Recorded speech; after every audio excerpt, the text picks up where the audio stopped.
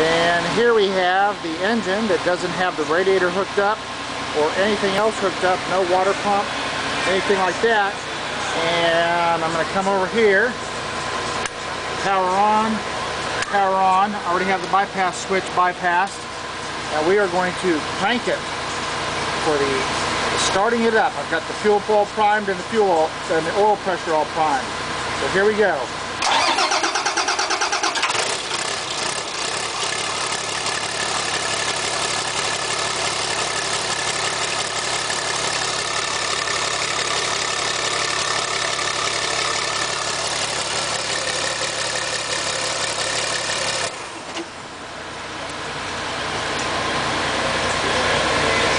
That was the engine starting for the first time after putting a new cylinder head on it and block.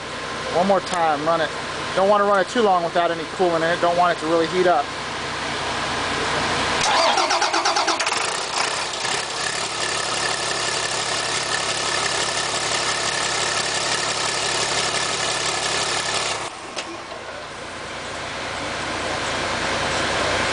As the turbo spins down.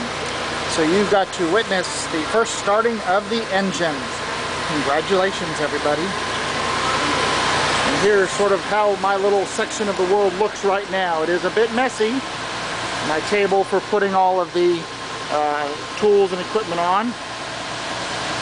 Toolbox, stool for a stand, radio, my engine stand I built.